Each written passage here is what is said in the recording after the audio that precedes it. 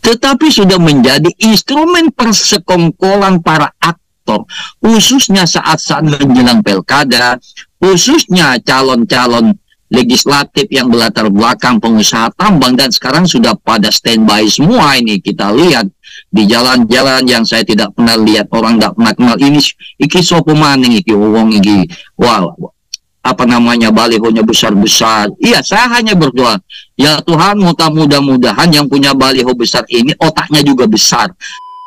Oleh karena itu saya mengajak kepada rakyat, khususnya warga Kalimantan Selatan, Anda jangan dibodoh-bodohi calon anggota legislatif dengan hanya uang 100.000, 200.000, dan Anda menderita 5 tahun. Rakyat itu harus memiliki political endurance, ketahanan politik.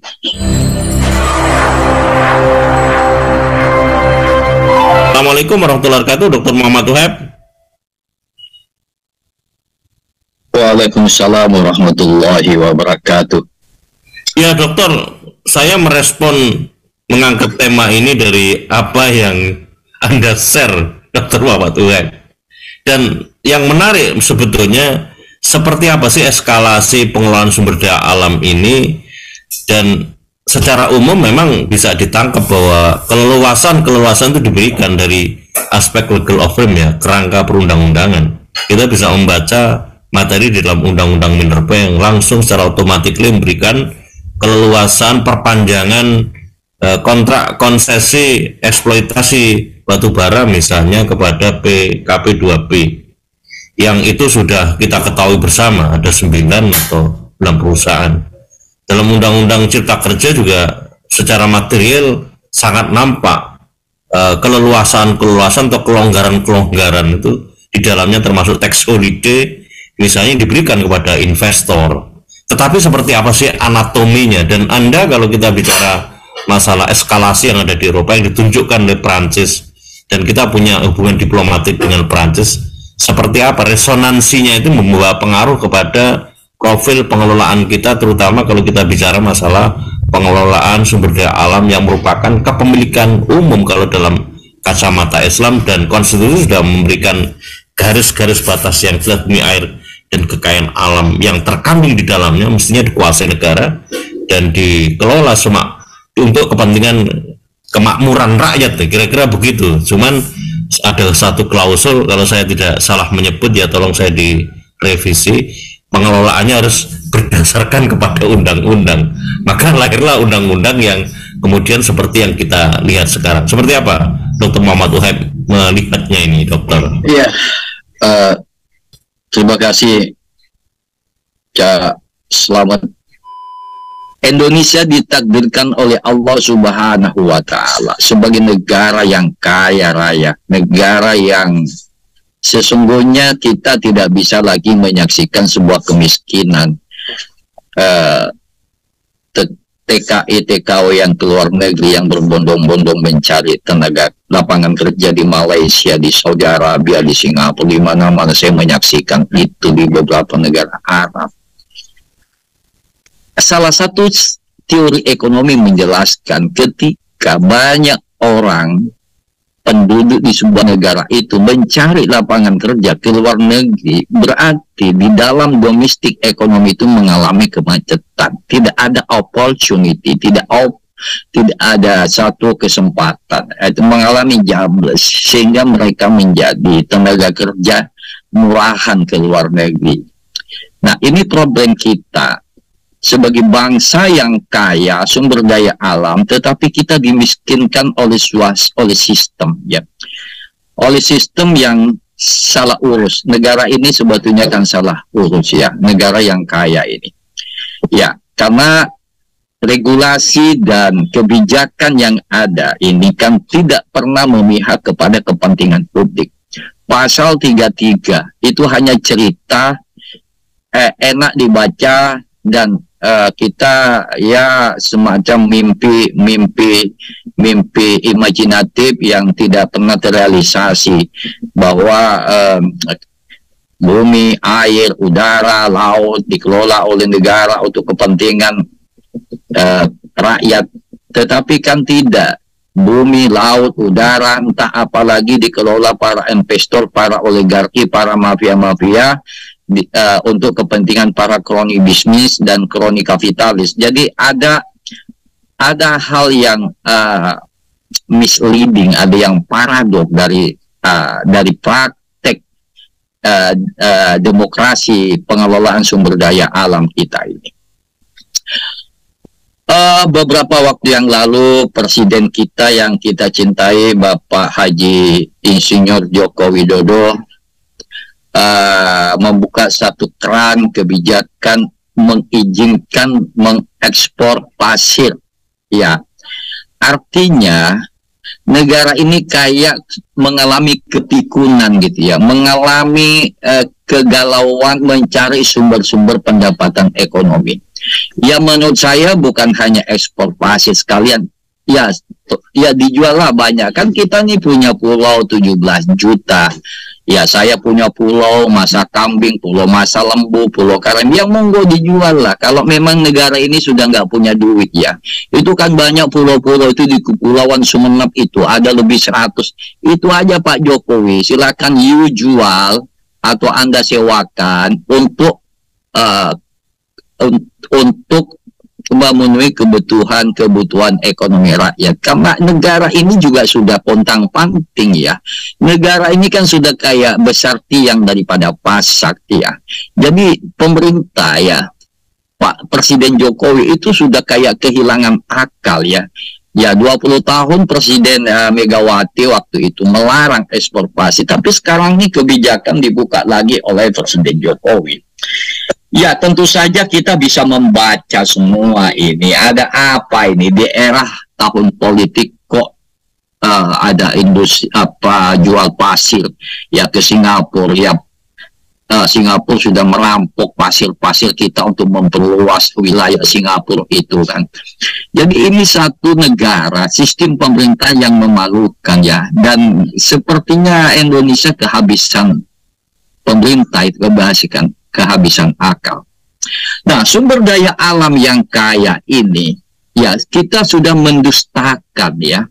Mendustakan sumber daya alam, eksploitasi yang sudah tidak karu-karuan, hutan menjadi gundul, landscape bumi sudah berubah. Misalnya Kalimantan Selatan yang dikenal dengan paru-paru dunia, ya sekarang sudah paru-parunya udah bolong-bolong semua ya, akibat ditongkrongi ratusan tambang, industri tambang, baik itu izin PKP 2B maupun IUP ya.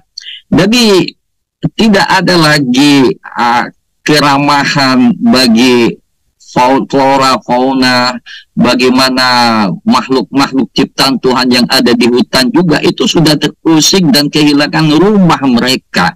Ya ini kan para pengusaha ini kan sekedar mencari keuntungan ya, bisnis ya. Di dalam Al-Quran disebut al-hakumut takasur, sekedar mengakumulasi sumber daya ekonomi tanpa memperhatikan nilai-nilai kemanusiaan, human being ya, mempertimbangkan namanya environmental ethic ya. Jadi saya kira ini pengusaha-pengusaha yang serakah ini perlu diamputasi juga otaknya ini. Jadi jangan sekedar mengejar keuntungan bisnis dan memarginalkan masyarakat lokal. Saya tinggal di Kalimantan Selatan. Saya koreksi, selama saya bukan tinggal di Kalimantan Timur, tapi di Kalimantan Selatan. Kalimantan Selatan ini itu adalah wilayah yang memiliki luas wilayah 3.600.000 hektar persegi. 50%, 40% itu menjadi areal pertambangan dan kelapa sawit ya, dengan berbagai izin-izin yang dikeluarkan oleh pemerintah ya. Sumber daya alam yang dieksploitasi sejak awal tahun 80-an yang ditongkrongi ratusan perusahaan tambang itu merambah hampir ke semua kabupaten di Kalimantan Selatan. Di situ yang besar ada namanya Arutmin, ada Adaro ya. Dan Arutmin ini itu konsesi arealnya itu meliputi Kabupaten Kota Baru, Kabupaten Tanah Laut, dan Kabupaten Tanah Bumbu. Jadi dikuasai oleh industri tambang yang namanya PT Arutmin. Itu bagian wilayah yang lain. Di bagian hulu sungai di situ ada PT yang kok saya tiba-tiba lupa, PT Adaro ya, yaitu punya Pak Boy Tahir itu ya, Erick Tahir ya, punya eskalasi luas wilayah itu Kabupaten Tanjung dan Balangan, dan ada beberapa desa yang sudah hilang ya, karena masyarakat itu harus pindah baik secara paksa maupun sukarela ya, karena ekspansi industri ekstraktif ini sudah memarginalkan masyarakat lokal Dayak di situ. Di beberapa kecamatan saya kebetulan sering ke sana melihat ya. Apa yang terjadi? Sumber daya alam tambang yang mengeksploitasi wilayah 2 kabupaten ini jadi sangat jauh dari imajinasi kita bahwa kedua kabupaten ini sejahtera, juga enggak gitu ya. Bahkan di sana banyak orang yang miskin, khususnya di Kabupaten Balangan ini. Tanjung itu, Cak Selamet, itu ada industri gas ya. Itu sejak zaman Belanda yang dialirkan ke Kaltim ya. Jadi lagi-lagi saya ingin mengatakan omong kosong ya, bahwa bicara soal rich of nature resources otomatis akan mensejahterakan negara itu, rakyat itu. Jangankan rakyat dapatkan untung, negara saja nggak dapat apa-apa. Coba kita lihat ya, bagaimana PT Freeport, bagaimana royalti yang lain ya.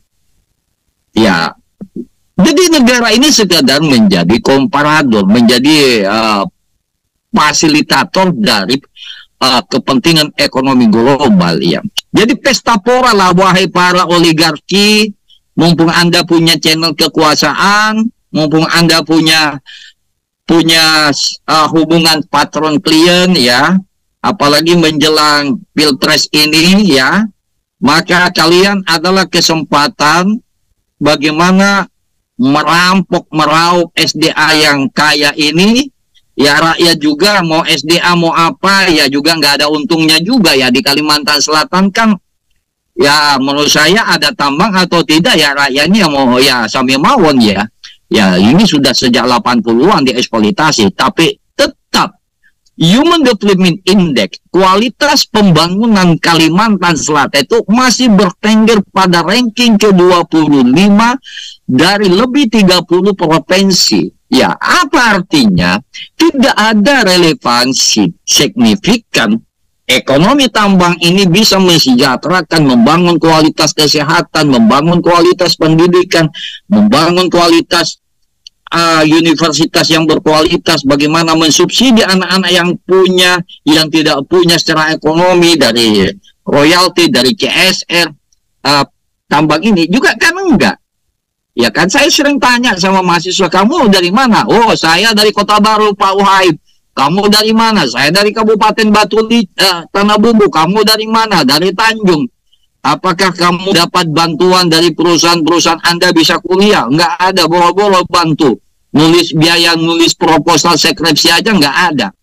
Artinya apa? Betul-betul negara ini itu sekedar memfasilitasi para mafia tambang, para mafia ekonomi mengeruk sumber daya alam yang kaya ini dan tidak dinikmati oleh rakyat. Ini kasus Kaltim. Kaltim itu penghasil tambang terbesar nasional, tapi juga kemiskinan di Kutai Kartanegara itu luar biasa. Ya, kemiskinan di Kalimantan Selatan ya. Bagaimana ekonomi, bagaimana lapangan kerja ya. Jadi juga banyak pengangguran, bahkan sarjana pengangguran itu. Ini persoalannya Cak Selamet. Lagi kita mau ngomong apa? Menurut saya, ini negaranya harus bertanggung jawab. Karena negara inilah yang memproduksi regulasi, memproduksi kebijakan, khususnya di dalam pengelolaan SDA kita. Tapi bagaimana bisa berpihak kepada kepentingan publik? Loh, anggota legislatifnya latar belakangnya pengusaha tambang. Ya, DPRD pusat juga 70% pengusaha. Jadi bagaimana bicara soal pemihakan kepada rakyat? Ya, ini kan lagi rame nih baliho-baliho ini. Ya, baliho yang besar-besar, senyum yang manis-manis, cuman dalam hati, waduh, ini mudah-mudahan juga otaknya besar juga ini, bukan hanya balihonya yang besar. Ya, sekarang kan kita ini butuh otak yang besar ya, untuk melakukan sebuah kritisisme terhadap kebijakan negara. Ya, di tahun politik ini orang pada turun gunung lagi untuk membangun basis-basis patronase dan klientelisme. Ya, klientelisme ya, nanti akan marak lagi money politik, dan penelitian menunjukkan daerah yang kaya sumber daya alam itu high cost demokrasinya itu lebih tinggi daripada wilayah yang tidak kaya sumber daya alam. Kalsel itu termasuk high cost politiknya sangat tinggi ya, karena di situ ada kuasa uang yang bermain, yang dimainkan para mining boss, local strongman ya, local position menjadi supporting financial for local hack election. Jadi catatan saya, Bang Prof Daniel M. Rashid, saya ingin mengatakan aktivitas sumber daya alam, apakah itu kelapa sawit, apakah itu industri tambang, itu bukan, it is not just only pure economic business ya, tetapi jauh dari penting dari itu ya.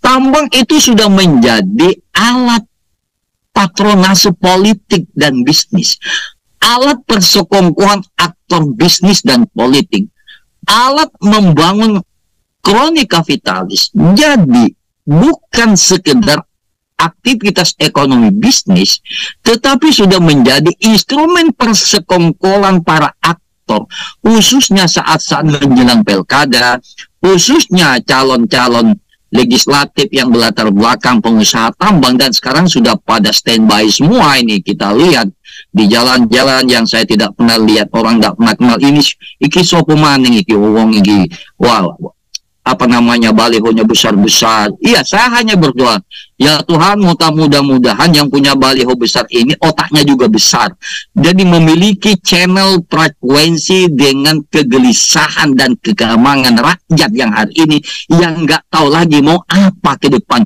membayangkan sebuah bangsa ke depan ini apa yang terjadi akan datang. Ayat khususnya tahun 2024, masih adakah Indonesia? Atau Indonesia sudah diambil alih oleh kekuatan? Ya, kalau soal ambil alih kekuatan ekonomi kan Indonesia sudah lama berada di pangkuan para kekuatan oligarki, dan kita sekarang sudah tidak memiliki kedaulatan ekonomi. Yang adalah hanya negara ini menjadi klien dari sebuah patron dari korporatokrasi. Jadi Kak Selamat, kita akan menyaksikan pesta pora para oligarki di tahun politik ini, dan tambang, kelapa sawit menjadi instrumen persekongkolan, menjadi political marketing. Jadi tambang, kelapa sawit, dan sumber-sumber ekonomi yang lainnya itu menjadi arena persekongkolan. Jadi kita sekarang ini sedang dipertontonkan oleh para bandit-bandit ekonomi, ya, stationary bandit dan roping bandit. Para roping bandit ini yang menguasai wilayah sumber daya alam SDA yang kaya ini. Akhirnya kita kembali kepada Al-Quran. Wabi ayyi ala'i rabbikuma tukadziban.